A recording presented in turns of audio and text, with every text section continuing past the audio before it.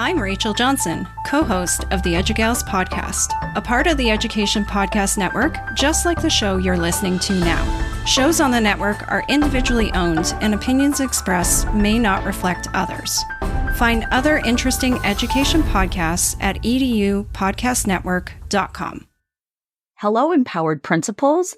Welcome to episode 310. Welcome to the Empowered Principal Podcast, a not-so-typical educational resource that will teach you how to gain control of your career and get emotionally fit to lead your school and your life with joy by refining your most powerful tool, your mind. Here's your host, Certified Life Coach, Angela Kelly Robeck. Well, hello, my empowered principals. Happy December. What a beautiful month this is. It's glorious. We have break coming up. I'm thinking about all of you.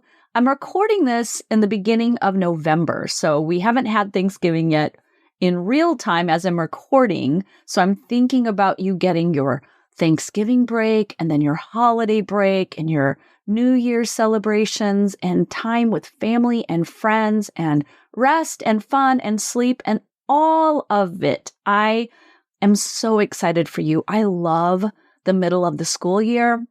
I love this time of year. And I think it's the most magical reboot that educators can have. So enjoy, embrace all of December. Let it just be magical. Let it be lighthearted. Have some fun.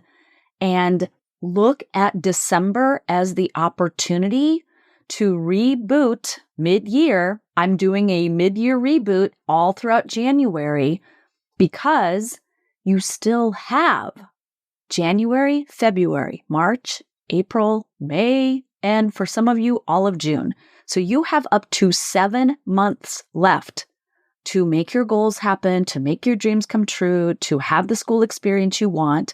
And the doors to the Empowered Principal Collaborative for the mid-year reboot cohort are open. You need to come in. You need to join us. You need to be with like-minded, high-powered thinking individuals who are here to have fun and collaborate and connect and solve problems and offer love and support and understanding for fellow colleagues who are in the business of school leadership. This is unlike any other professional development experience that you will have because you cannot fail. This is not a one and done. It's not a sit and get. It is a weekly support group where we get coaching, we get support, we brainstorm ideas, we share our experiences and our knowledge and our wisdom and our brilliance with one another, and we leave that hour of conversation stronger, wiser, better, ready, and prepared to go into the next day as an empowered principal. Nothing else like it on the market. Come on in and join EPC. All right.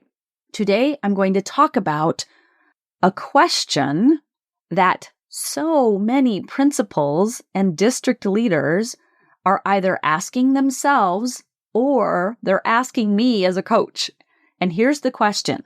Why is this happening? Why are behaviors so intense this year? Why does the pressure feel more than ever? Why are teachers and staff members so discontent? Why are people so unhappy? Why are they grumpy? Why are they complaining? Why does this job feel harder than it did before? Why is this situation with a parent happening, or a staff member happening, or a student happening, or a boss? Why is the district doing this? Why? We're asking lots of whys. I love to ask questions, but I'd like to deconstruct them with you and talk about answering them. Because many times our brain simply stays with the question, well, why is this happening? I don't know. Why is this happening? I don't know. It doesn't answer the question. And in coaching, we don't let questions go unanswered. We don't sit with the question and wonder and wait for the answer to magically show up. We answer it with our brain. So let's deconstruct these questions. Why is this happening? Answer the question. Why do you think it's happening? What's going on here from your perspective, from your opinion? Why do you think this is occurring? Answer the question. And then when you answer the question, well, I think this is happening because, right, a lot of people are coming to me and saying, my staff's so discontent. They're so grumpy. Nobody cares anymore. Nobody's putting in effort. They're not working as hard as they used to work. Why is this happening? And I'll say, why do you think it's happening? And they'll say what they think. It's the pandemic or everything since COVID, or, these kids have never been the same, or this is just a different kind of kid. Like, kids are raised differently these days. Like, there's a lot of thoughts that people have around why staff, students, parents are behaving in a particular way. But then you want to ask yourself, why do you think that's the reason? And dig down and look for what you think is really happening. And then I always ask my clients, might there be another reason? Your brain is going to offer you, when you ask the first set of questions, it's going to give you what the brain thinks is true. Here's what's happening. Here are the facts, which are really just sometimes opinions, but here are what's happening. Here are the behaviors I'm witnessing, the words I'm hearing, the actions I'm observing. So those are the facts. Whatever you think about those facts is the story part. And then you have to ask yourself, what's the reason behind this? And that is an opinion. Well, I think it's COVID, or I think it's people are raising their kids different, or I think people just don't care anymore. I think there's so much pain going on in the world right now that people can't focus. They can't self-regulate. We don't really know why people are behaving the way they are in the world right now or at our schools right now, but we can speculate. And the brain will speculate whether you realize it's speculating or not. You want to know the truth of what your brain is offering you, okay? Then you want to look at, might there be another reason? Here's what I think, like off the cuff. If I went deeper, what else might be true? What else might be going on? If the reasons that your brain gives are about you, ask, if it couldn't be about me, then what? Whatever reason your brain gives, ask it, if it couldn't be that reason, let's say it wasn't COVID, let's say it has nothing to do with the pandemic, then what? What else might it be? Just explore what else might it be. You might feel resistance in your brain. It might say like, I don't want to think of the other things. I believe that it was COVID. That's the end of the story. Okay, we can end there. But then if you think it's COVID's fault or the pandemic's fault, you can't control that we had a pandemic. You can't control that COVID exists in the world. So now what? You're at odds with COVID and the pandemic. And maybe it is COVID. But if it's COVID, what do we have control over? What do we don't? But if it couldn't be COVID, then what? What's happening at the micro level for an individual human? What's happening for them? Whatever situation you're observing, people's behaviors, their actions, their words, their attitudes, whatever you're observing out there in the school leadership world, it's never about you. It ends up always being about the person, the individual at that micro level. So you want to ask the question, okay, there was a pandemic. Perhaps it did severely impact this individual at an individual level, but how is this person thinking and feeling and responding to the impact of the pandemic on that individual person? We don't know until we ask them, right? So when your brain offers you, why is this happening? First of all, answer the question and see what your brain offers you. It'll be interesting to notice. Why do I think this is happening? What are the reasons I believe this is happening? And what else might be happening? I have noticed with myself personally, as I'm going through some significant personal situations in my life, I've watched my brain, I've observed it, and I've taken note. And here's what I find so fascinating. There is a progression of thinking that our brain offers us. In the beginning, like when a teacher snaps at us or a parent comes in hot sideways at us, we first go into fight or flight. And we like, whoa, we're kind of in shock. We're like, what's happening here? Why is this happening, right? We just like, whoa, where did that come from? And we go into a little bit of fight or flight. But as we're able to learn how to self-regulate, there is a progression of thoughts that I've noticed I've watched my brain do. Here's what it does. First of all, it makes it all about me. Why is this happening to me? Poor me. Meh. And I go into a little bit of self-pity and whining, okay? Why is this happening to me? And then I think about all the answers to that question, and then I'm like, wait a minute, why is this happening to me? Why is it happening? What do I think is the reason behind why it's happening? And then I get even more granular, and I'm like, oh, why is this specific thing happening to me? Why is this specific incident, circumstance, situation, condition, whatever, why is this specific thing happening to me? And then I go, why is this happening to me? Why is it happening right here, right now? If timing is all divine and it's all meant to happen when it's happening, why is it happening right here, right now? And once I can get myself there, I shift gears. And then I go into the second round of questions. Why is this happening for me? Why is this happening for me? How? Why? What is happening here? That's for me. And then why is this specific thing happening for me? Why is it happening for me specifically? And how is it happening for me? Do you see how the emphasis on each word in the sentence shifts? It goes on, why is this happening for me? To why is this happening for me?